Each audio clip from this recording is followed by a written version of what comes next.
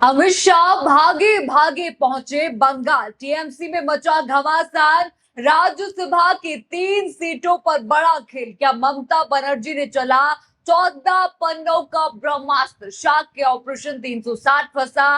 BJP का पूरा गणित बिगड़ा। जी हाँ दोस्तों, क्या अमित शाह का मिशन 360 पश्चिम बंगाल में आकर अटक गया है? क्या परिसीमन बिल पास कराने के लिए जिस 2/3 बहुमत की जरूरत है, उसका पूरा गणित अब बिगड़ता हुआ दिखाई दे रहा है? और क्या ममता बनर्जी ने चुनाव आयोग के सामने ऐसा 14 पन्नों का ब्रह्मास्त्र चला दिया है कि बागी गुट ही मुश्किल में फंस गया? आज के इस रिपोर्ट में मैं आपको बताऊंगी आखिर क्यों अचानक अमित शाह को बंगाल दौड़ उनको लगानी पड़ी, क्यों 24 जुलाई के राज्यसभा उपचुनाव पर पूरे देश की नजर यहां पर टिक गई है, कैसे 2/3 बहुमत का खेल बंगाल से जुड़ गया है, और क्यों अब टीएमसी छोड़ने वाले नेताओं को जनता के विरोध का सामना करना पड़ रहा है। तो वीडियो को आखिर तक यहाँ पर जरूर देखिएगा। नमस्कार, मैं हूं राधा राणा और आप देख रहे हैं पीआरबी। सबसे पहले जरा ये बड़ी हेडलाइन इस वक्त की आप देख लीजिए। पश्चिम बंगाल राज्यसभा उपचुनाव 24 जुलाई को 2/3 बहुमत पर बीजेपी की नजर। देखा आपने, यानी कि मामला सिर्फ 3 राज्यसभा सीटों का यहाँ पर भाजपा के लिए नहीं है, यानी कि पूरा खेल है 2/3 बहुमत का। अब दूसरी हेडलाइन यहाँ पर देखिए, लोकसभा में पास होगा परिसीमन बिल, बीजेपी जुटा रही है 2/3 बहुमत। यानी कि दोनों हेडलाइन आपने यहां पर देखा, यानी बीजेपी की सबसे बड़ी कोशिश यही मानी जा रही है कि किसी भी तरह से संसद के दोनों सदनों में 2/3 बहुमत का आंकड़ा पूरा हो जाए। अब जरा पूरा गणित आप समझ लीजिए। अगर लोकसभा की यहां पर बात करें तो संविधान संशोधन जैसे बिलों के लिए करीब 360 सांसदों का समर्थन चाहिए। वहीं राज्यसभा में यह आंकड़ा करीब 162 का माना जाता है। देखिए यहाँ पर जो है संविधान संशोधन जैसे बिलों के लिए करीब 360 सांसद यहाँ पर चाहिए होते हैं, लेकिन अभी यहाँ पर 319 भी इनका आंकड़ा नहीं पहुंच रहा है। वहीं राज्यसभा में भी इनको जो है 17 यहाँ पर कम पड़ रहे, लेकिन खबरों के मुताबिक अभी भी एनडीए इस आंकड़े से काफी पीछे है। मैंने बता दिया आपको, 41 कम पड़ रहे हैं और एक जगह जो है 17 यहाँ पर राज्यसभा में कम पड़ रहे हैं, और राज्यसभा में आवश्यक संख्या से कई सांसद कम बताए जा रहे हैं। यही वजह है कि पश्चिम बंगाल की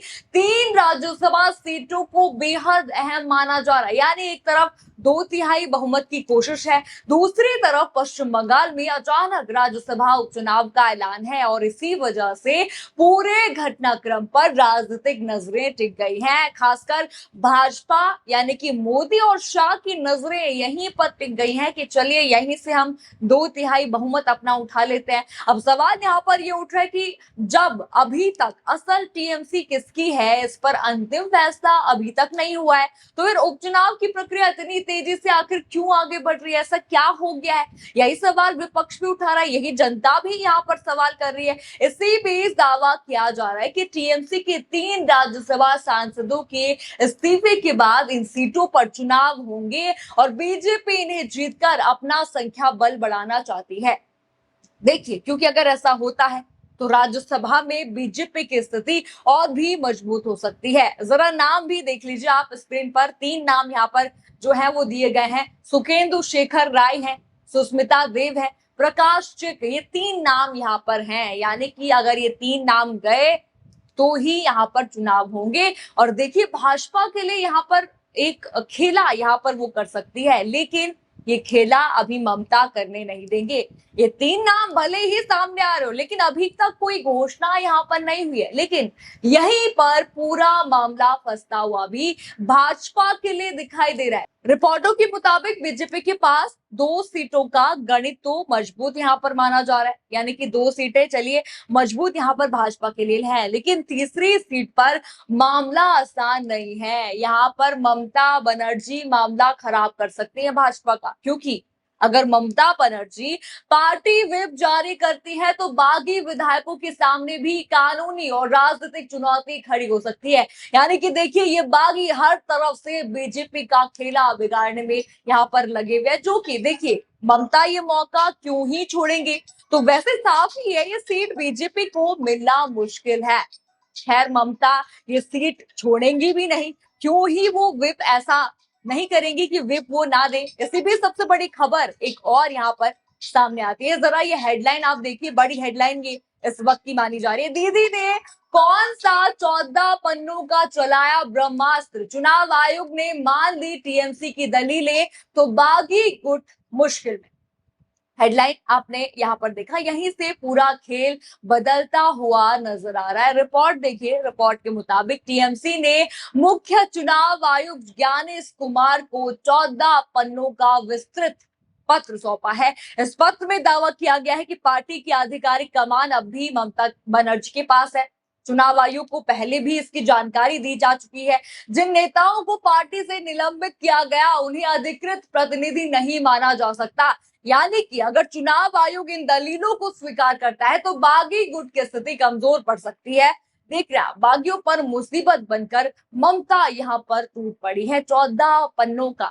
और देखिए वहां पर भी जो 3 सीटें यहाँ पर हैं, 3 नाम मैंने आपको बताया, अगर एक नाम पर व्हिप जारी किया तो देखिए भाजपा के लिए भी बड़ी मुश्किल यहाँ पर हो जाएगी। बागियों के लिए तो देखिए ममता टूट पड़ी है यहाँ पर। अब इसी बीच एक और बड़ी खबर सामने आती है, जरा ये वीडियो आप देखिए।